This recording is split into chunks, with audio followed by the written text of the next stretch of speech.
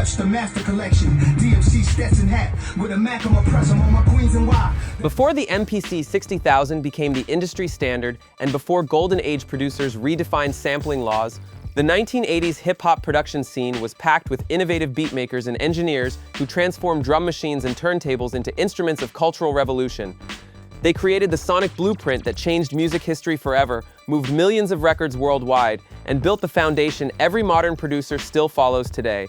Let's break down this evolution, starting from the very beginning.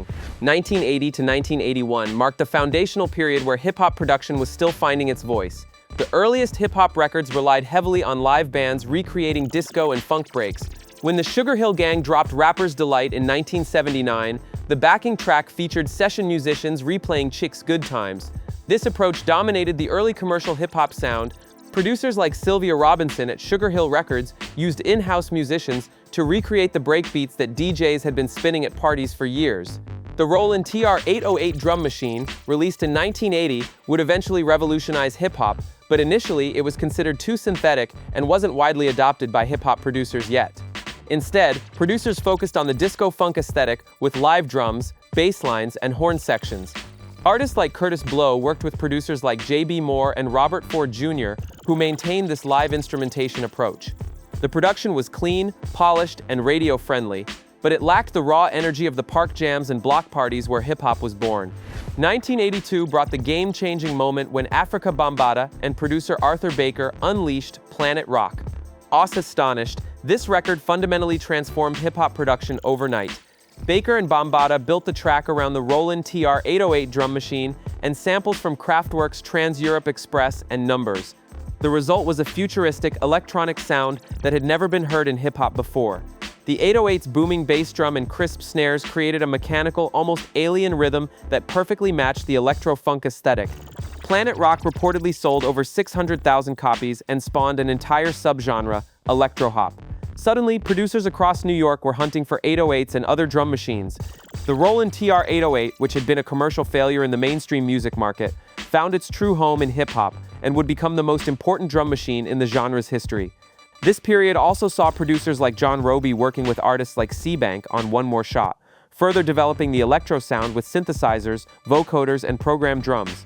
By 1983 and 1984, hip-hop production entered its next evolutionary phase as producers began experimenting with sampling technology more deliberately. The EMU emulator and Fairlight CMI samplers, though expensive and rare, started appearing in hip-hop sessions. Run-DMC's production team, led by Larry Smith and Russell Simmons, stripped production down to its raw essence, creating what became known as the New School sound. Their 1983 self-titled debut and 1984's Rockbox featured hard-hitting drum machine beats with minimal melodic elements, focusing instead on powerful bass lines and aggressive drums. The production was deliberately sparse and aggressive, rejecting the polished disco-funk sound completely. Rick Rubin, a young producer from Long Island, founded Def Jam Records in his NYU dorm room in 1983. Rubin's production philosophy emphasized raw, stripped-down beats with rock influences. His work with LL Cool J on tracks like I Need a Beat in 1984 showcased this minimalist approach: just drums, a simple bass line, and scratch effects. The production aesthetic was becoming harder, more aggressive, and more street-oriented. 1985 marked the year when sampling truly exploded into mainstream hip-hop production. The EMU SP1200 and SP1221 samplers became more accessible to producers, allowing them to chop, manipulate, and sequence samples with unprecedented control.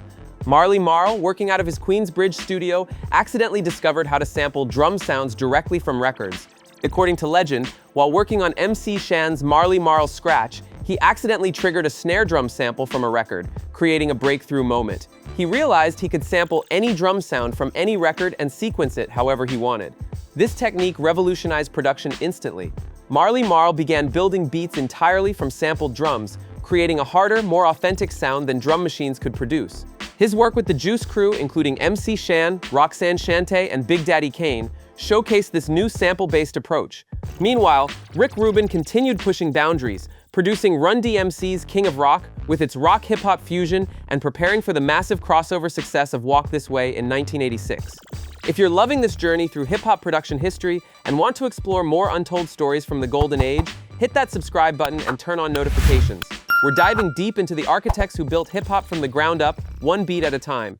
Drop a comment and let us know which 1980s producer influenced you the most. 1986 and 1987 represented the golden dawn of sample-based production. This period saw producers digging through crates of funk, soul, and jazz records, looking for the perfect breaks, bass lines, and horn stabs to chop and rearrange into new compositions. The Bomb Squad, Public Enemy's production team led by Hank Shockley, Chuck D, and Eric Vietnam Sadler, pioneered a dense, layered production style that sounded like organized chaos. Their work on Public Enemy's Yo, Bum Rush the Show in 1987 featured dozens of samples layered simultaneously, creating a wall of sound that was aggressive, political, and sonically revolutionary. Meanwhile, Prince Paul began his career producing De La Soul's demos, developing a playful, sample-heavy style that would explode in the next decade. Eric B. and Rakim's Paid in Full in 1987 showcased Eric B. to his DJ-based production approach, with James Brown samples and turntable scratches forming the foundation.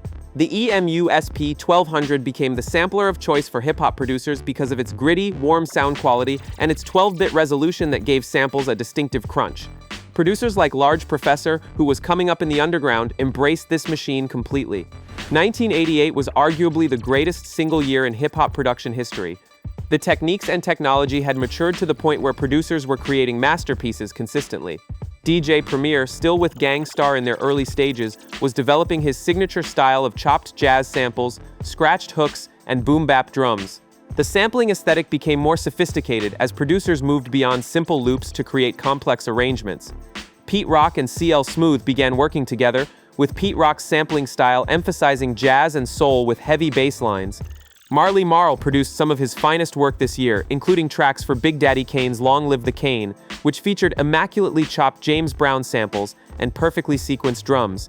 Public Enemy released It Takes a Nation of Millions to Hold Us Back, produced by the Bomb Squad, which remains one of the most sonically dense and politically charged albums in hip-hop history. The production featured approximately 100 different samples across the album, creating a collage of sound that was both confrontational and musically brilliant. This was also the year when sampling began facing legal scrutiny, though the major lawsuits wouldn't arrive until the early 1990s. 1989 closed out the decade by solidifying all the production advances of the previous years, while pointing toward the future. The sampling aesthetic reached its commercial and artistic peak. De La Soul's 3 Feet High and Rising, produced primarily by Prince Paul, showcased a playful, eclectic approach to sampling, pulling from psychedelic rock, children's records, and obscure soul tracks. The album's production was colorful, humorous, and completely different from the hard-hitting boom bap that dominated New York or the G-funk that was brewing in California. The Dust Brothers, who would later become famous for their work with the Beastie Boys, began developing their dense, sample-heavy style. Meanwhile, West Coast production was developing its own identity.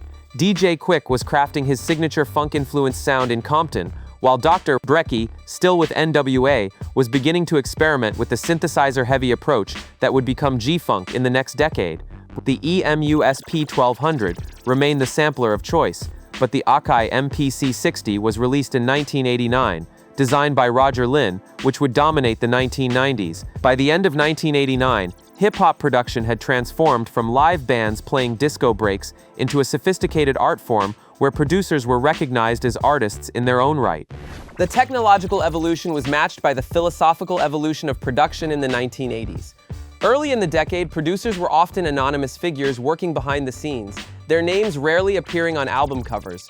By 1989, producers like Marley Marl, Rick Rubin, the Bomb Squad, and Prince Paul were recognized as creative forces equal to the MCs themselves. The production philosophy shifted from recreating party breaks to creating entirely new sonic landscapes. The 808 drum machine gave hip-hop its heartbeat, but the SP-1200 gave it its soul. Sampling technology allowed producers to become musical archaeologists, digging through decades of recorded music to find forgotten moments of brilliance and recontextualize them into something completely new. The ethics and legality of sampling were barely considered in the 1980s. Producers sampled freely, creating without the constraints that would come once copyright holders caught on. This creative freedom allowed for the rapid innovation and experimentation that defined the decade. The production techniques developed between 1980 and 1989 created the foundation for everything that followed: the sample-heavy production of the golden age in the early 1990s, the live instrumentation revival later in the 90s, and even modern production techniques in the 2000s and beyond. The influence of 1980s hip-hop production extends far beyond hip-hop itself. The techniques pioneered by these producers influenced electronic music, pop music, rock music, and essentially every genre that followed. The 808 drum sound became ubiquitous in dance music worldwide. The sampling aesthetic influenced artists from Radiohead to Kanye West. The DIY approach, where bedroom producers with relatively affordable equipment could create professional-sounding records, democratized music production in ways that are still unfolding today. When we hear a modern trap producer use an 808 hi-hat pattern, that's a direct lineage back to Afrika Bambaataa and Arthur Baker in 1982. When we hear a boom bap revival track with chopped jazz samples, that's Marley Marl and DJ Premier's legacy. When we hear dense, layered production with political messaging, that's the Bomb Squad's influence. The producers of the 1980s worked largely in obscurity compared to today's superstar producers, but their impact was immeasurable. They turned turntables into instruments, drum machines into orchestras, and samplers into time machines that could bring any moment in recorded music history into the present and transform it into something entirely new. The evolution of hip-hop production in the 1980s represents one of the most rapid and innovative periods in music history. In just 10 years, production went from session musicians playing disco breaks to sophisticated sample-based compositions that rivaled any music being made in any genre. The technological innovations, from the 808 to the SP1200, gave producers the tools, but it was their creativity, vision, and willingness to experiment that built the sound of hip-hop. These pioneers worked in basement studios, bedrooms, and small production spaces, creating sounds that would influence global culture. They built the foundation that every modern producer still stands on, whether they know it or not. If this journey through hip-hop's production evolution inspired you, show some love by hitting that like button and subscribing to Hip Hop Legends Archives. We're committed to preserving and sharing the untold stories that built hip-hop culture from the ground up. Drop a comment telling us which 1980s production technique or producer influenced your own music taste the most. Whether you're a producer yourself or just a fan of the culture, your voice matters in keeping this history alive. Peace.